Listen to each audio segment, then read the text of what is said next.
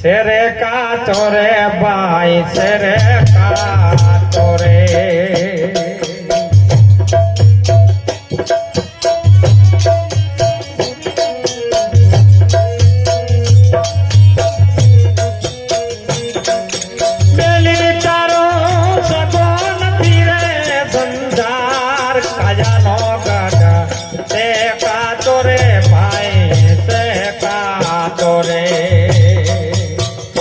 તું તો ભજી લે સુહાગી સતનામ એ નામે કરી જાઓ રે કરી જાઓ રે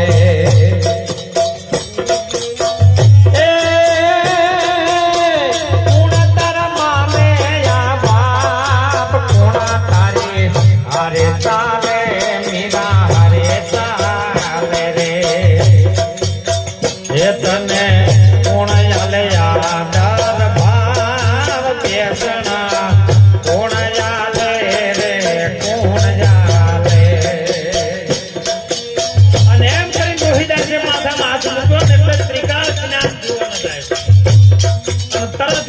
ખબર પડી ગઈ હો જો ટીવી માં કરંટ હોય ને તમે ઓગળી એડાડો તો જ કરંટ આવે ન આવે મામા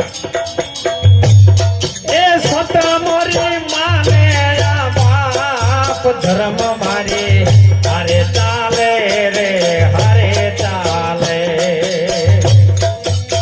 એ મને સંતો આલે યાદાર ભાવ પેસણા ગુરુ આલે રે ગુરુ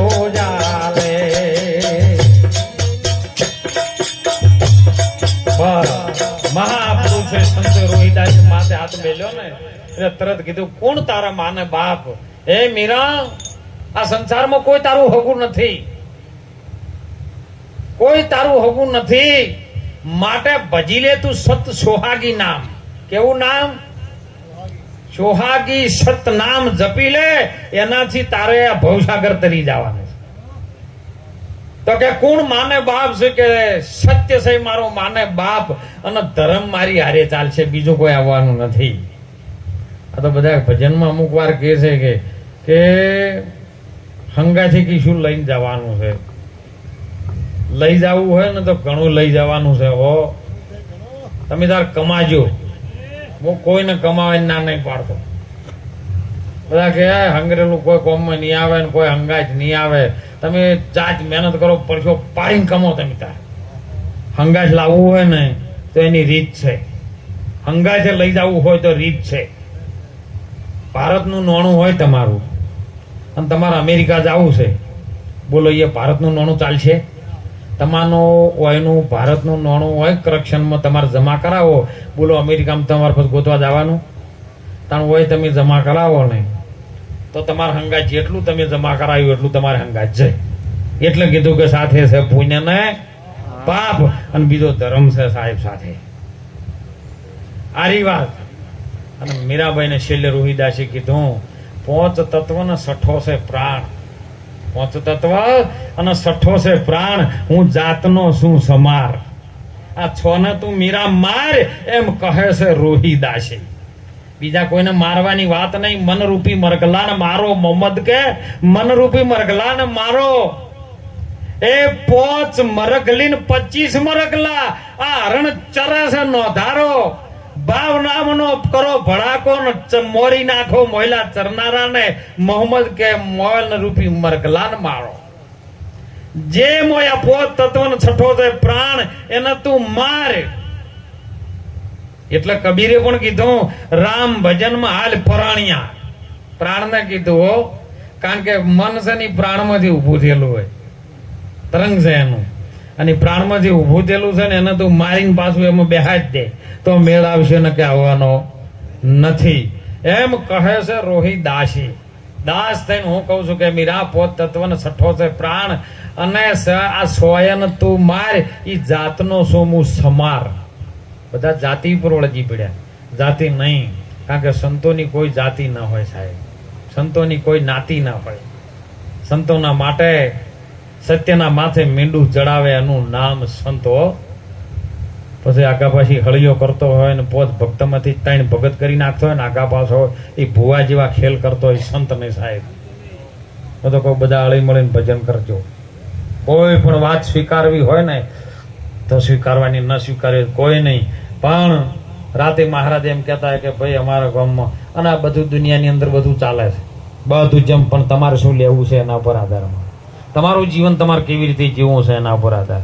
એટલે કહે છે કે જાતનો શું હું સમાર, આ સ્વયં હું મારીને બેઠો છું. કારણ કે પોત તત્વથી જે દેહ બન્યો છે અને છઠ્ઠોમાં ચાલી રહ્યો છે ને એ સ્વયંને હું નાબૂદ કરીને બેઠો છું. કોમાં હું કંઈક અલગ છું, એ જંત્રીનો વગાડવા વાળો હું કંઈક જુદો છું, હું સાક્ષી સ્વરૂપે છું, એવો હું અજર અમર એ આત્મા છું, એ માનીને બેઠો છું, હું જાણીને બેઠો છું. એટલે સ્વયં હું માર્યો છું, એટલે હું સમાર છું. અને લોકો એને જમાર કરી કાઢ્યો. કોઈ નાતી નથી, કોઈ જાતિ નથી હો. અને એટલે મહાપુરુષોએ સંતોએ સાહેબ આજે દુનિયાની અંદર બધું છે. હું તો કહું દીકરીએ દીકરાઓને ખૂબ ભણાવજો. વિશેષ સંતોના વાત કરું છું સાહેબ. વ્યસન માત્રથી તમે દૂર રહેજો.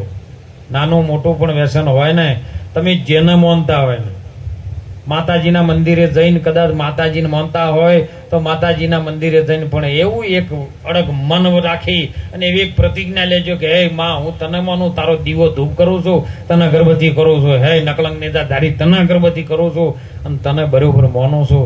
તારા પારે આવી અને આટલું નેમ લઉં છું કે આજથી હું કોઈ પણ ગુટકા ખાતો હોય, વિમલ ખાતો હોય, મસાલા ખાતો હોય, બીડીઓ પીતો હોય, આજથી આ એક વ્યસન તારા છોડી મેલું છું.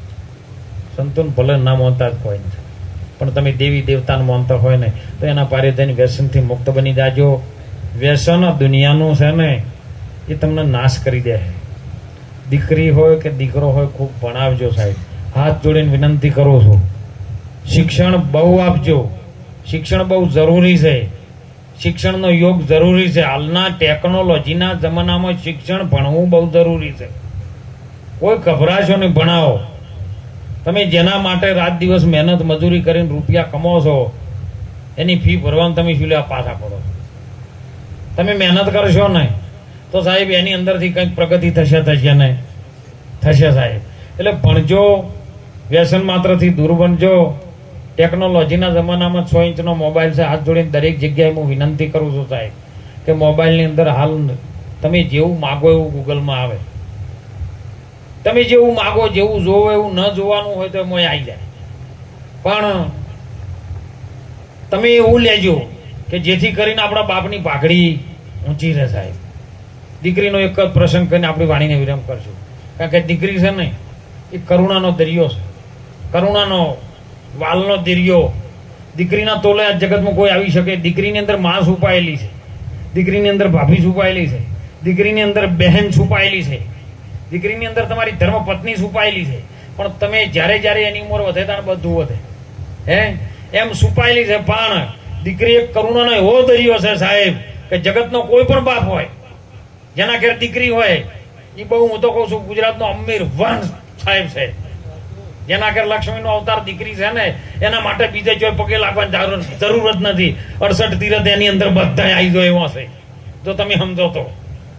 પણ તમે દુનિયાની અંદર ગમે એવો બાપ કોમ કરીને આવ્યો હોય, દુનિયાના શેડામ ખેતર મજૂરી કરીને આવ્યો હોય કે કોઈ સિટીની અંદર કામ કરીને આવ્યો હોય, પણ કદાચ એને થાક લાગીને બેઠો ને ખાટલામાં બેહે અને જો ઘરમાંથી કદાચ એક દીકરી આવી સોહાની જેવી દીકરી હોય અને કદાચ બહાર દોડીને આવે ને એમ કે લ્યો બાપા લોટો પાણી, જીવનમાં આખી દુનિયામાં ફરીને આવ્યો ને થાક ઉતરી જાય કે ન ઉતરી જાય તો મારા પાસે સાચું થાય ઉતરી જાય. એ દીકરી જ્યારે મોટી થઈને એની 18 વર્ષની ઉંમર થાય જ્યારે જગતના રિવાજ પ્રમાણે તમે લગ્ન કરો છો, ખૂબ આ હાથ જોડીને વિનંતી કરો. બધે પ્રથાઓ ઘણી વધી ગઈ એટલે કહું છું કે એ દીકરી તમારી નાની હોય, મોટી 18-20 વર્ષની થાય ત્યાં સુધી તમારું કામ કરે છે હે બધું. એને કોઈ દિવસ ઓવર ટાઈમ ચાલુ સાહેબ, કોઈ દિવસ થાકે નહીં. તમે તો થાચીને ઘણી વાર હુઈ જાઓ પણ એનું કામ ચાલુ હોય બધું કામ. પણ એ દીકરી જયારે મોટી થઈને તમે જયારે એનું સગપણ કરો અને હોમેલો વિવઈ એમ મળે અને તમે એમ કહો કે ભાઈ 2 લાખ રૂપિયા થાય તો હગું રહે ન રહે એવું નથી, તો આ દીકરીના પૈસા લેતા હોય તો ન લેતા, કોઈ જગ્યાએ હોય તો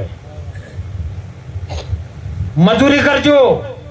તમે જેના માટે મહેનત કરો છો ને એના કરિયાવરમાં ઓછું હાલશો ચાલશો. સંસ્કાર આપજો સાહેબ, ભજન આપજો. સીતાજીને ભજન આપ્યું હતું, તકલીફ ઘણી પડી છે, પણ વિશ્વાસ હતો ને કે મારો રામ મને આવશે લેવા. રામ જ આવ્યો હતો, બીજો કોઈ ન આવ્યો.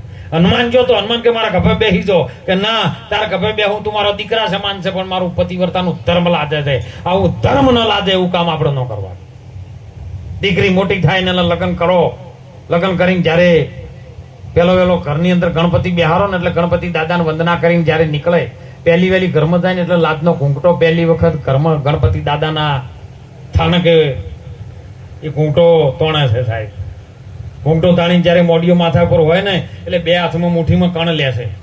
એક હાથમાં દારી હોય, બાજરી હોય, ચોખા હોય, પણ બે હાથમાં મુઠ્ઠીમાં કણ લે ને એટલે બે હાથની અંદર ગણપતિ દાદાને પ્રાર્થના કરે મુઠ્ઠીમાં કણ લઈ, કે હે દાદા, આટલા દિવસ સુધી મારા બાપની મેં સેવા કરી, મારા ભાઈની સેવા કરી, મારી માની સેવા અહીંયા કરી, પણ હવે હું પરાયું ધન છું. હું કોકનું ઘર મારું ઘર કરવા જઈ રહ્યું છું. મારા જે પોતાના હતા, જેને મને જન્મ ઉછેરીને મોટી કરી છે, એમને હું છોડવા કરીને મારે નવું એક સ્વર્ગ વસાવવાનું છે. અને એ જગ્યાએ હું જઉં છું. એક બાજુ મારો સાસરો પક્ષ છે અને એક બાજુ મારા બાપાનો પક્ષ છે. અહીંયાથી હું વિદાય લઉં છું. એક હાથમાં મારા બાપાની ભાખડીની આબરૂ છે અને એક હાથમાં મારા સસરા પક્ષની આબરૂ છે. આ બંને આબરૂ મારા માથા બરોબર રાખજો એમ કરીને ભમણ લે દીકરી. પુરુષ ન કરી શકે સાહેબ. બહાર નીકળે ને એટલે તલવારની ધાર ઉપર દીકરીને બહાર કાઢે. હાલે રિવાજ છે આપણો. તલવારની ધાર ઉપર, બે ધાર ઉપર ચાલવાની વાત છે એટલે બે તરવેરો રાખે તો જો એક ધાર તારા બાપની આબરૂ ન જાય અને એક ધાર તારા સાસરા પક્ષની આબરૂ ન જાય. આ બે ધાર ઉપર તારે ચાલવાનું છે. આ બે ધારમાં થઈને બહાર નીકળે ને એટલે બાપ હમો જોવે સાહેબ. મોટી મોટી મૂછોન ઉપર લેબુ ઠેરતા હોય એવડો હોય ને, કદાચ ખભે તરવાર લઈ આખા ગામમાં આખો પાહ પડાવતો હોય ને, પણ દીકરી જયારે વિદાય કરતી હમી નજર કરે ને એટલે એની આંખમાંથી બોર બોર જેવડો વહુ પડવા માંડે. એ રોઈ જાય સાહેબ. એનું કાળતું છે ને જતું હોય એટલે. અને દીકરી બાપ હમું તાકે ને સામે નાનો ભાઈ ઉભો હોય એનામું જોવે ને એટલે બાપને વિનંતી કરે કે બાપા લે, કાલ ઉઠીના પ્રોપર્ટીમાં કોઈ મારું નામ હોય, મારો ભાગ હોય, આ ભાગમાં આજથી હું સહી કરું છું કે આ પ્રોપર્ટીમાં આજથી મારો કોઈ ભાગ નથી. એક અંગૂઠાનું નિશાન હું શું કરું, લે 10 ઓગળીઓનું નિશાન તને આપી દઉં, આજથી મારું કોઈ હોય નથી. આ દીકરી ત્યાગની મૂર્તિ છે સાહેબ. અને આટલું જતા એના કાળદામ એમ થાય કે હજી મારા ગામ માટે કંઈ કરું. અને ગામના ગોદરેજ ચારે દિશાના દેવી દેવતાઓને વધાવે છે સાહેબ. બોલો, ગામના છેડે આજ વળમણ કરે, 4 દિશાઓ નહીં વધાવતા? ચારે દિશાના દેવી દેવતાને પ્રાર્થના કરે કે મારા ગામના યુવાનો, આ સુધી મેં દીકરી તમારા ભેળી ભણી ઘણી મોટી થઈ, રમ્યા કૂદ્યા, પણ હવે મારા ગામના યુવાનોનું, મારા બાપાનું, મારી માઓનું, આ ગામનું રક્ષણ કરજો. હે દેવી દેવતા, તમને વંદન કરીને પૂજું છું. હવે દીકરી જયારે પરણીને પોતાના હોમાં ઘેર જાય ને એટલે અત્યારે અમુક જગ્યાએ રિવાજ છે એટલે મને થાકી આવવું પડે સાહેબ, કે તરત જ એના ઘેર જઈને જયારે ઓધણું ફૂંકે ઘરમાં બેહે ને એટલે તરત જ બારીમાં ટોળું આવી જાય બાજુમાંથી. જેને કોઈ હાથ ગયણામાં 50 રૂપિયા ના લખાયા હોય ને એ આવે. શું લાવી છે એના બાપના ઘેરથી જોજો વાળું, કેટલું લાવી છે પુરગતમાં. હાથ જોડીને વિનંતી કરું છું કે આવું કોઈ દર પ્રશ્ન ન કરતા.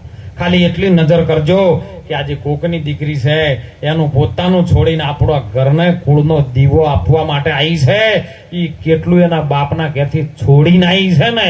જો આ ભાવ તમે રાખશો ને તો કોઈ દિવસ તમારા જીવનની અંદર છૂટાછેડાનો પ્રસંગ નહીં બને જાય. એટલે વિનંતી કરજો. દીકરી છે ને કરુણાનો મૂર્તિ છે સાહેબ. ખૂબ મારી માઓને, દીકરીઓને વિનંતી કરું છું, આપ પણ મા બાપની સેવા કરજો. મા બાપની સેવા કરજો, ખૂબ કરજો હો. હયાતમાં મા બાપ હોય એટલી ઘણા સેવા કરી લેજો, નહીતર પાછળ તસવીર ઉપર હાર ચડાવશે તો કોઈ મેળ પડવાનો નથી સાહેબ. એટલે વિશેષ ન કહેતા ખૂબ ભણજો, ગણજો અને ભણવાની સાથે સાથે સંસ્કાર આપજો. જીવનમાં તમારે દુઃખનો વારો નહીં આવે સાહેબ. એ જ વિનંતી સાથે આજના આ પ્રસંગને અનુરૂપ આજે દીકરી સોહાનીનો દેહ આપણી વચ્ચે દેહ સાહેબ વિલન થયો છે, પણ સોહાનીનું નામ જેની પાછળ ભજન થાય છે એ નામ આજે સંતોના ચરણોમાં સાહેબ અમર છે. એ અમર છે, કોઈ દિવસ મરવાનું નથી. એટલે ખૂબ વિનંતી સાથે પરમાત્મા એમના પરિવારને ખૂબ સહનની શક્તિ આપે. હરિભજન કરવાનો બોધ આપે. અને સૌ સંતોને વિનંતી કરું છું કે તમે આશીર્વાદ આપજો, હળી મળીને બધા રહેજો, જીવનની અંદર સારું કરજો. આપણે બધા સાથે મળી એક સનાતન ધર્મ મજબૂત બને એવો કંઈક જીવનમાં પ્રયાસ કરશું. ખૂબ આપણે બધા મળીને વ્યસનને નાબૂદ કરવા માટે કંઈક પ્રયત્ન કરશું, જેથી કંઈક સુખ મળશે. એ જ વિનંતી સાથે સૌનું ગિરનારી બાવો કલ્યાણ કરે. એ જ સંતોના ચરણોમાં વંદન કરી વાણીને વિરામ કરો. સદગુરુ ભગવાન કી જય, સદારામ બાપાનો જય, ગરવા ગિરનારી મહારાજ કી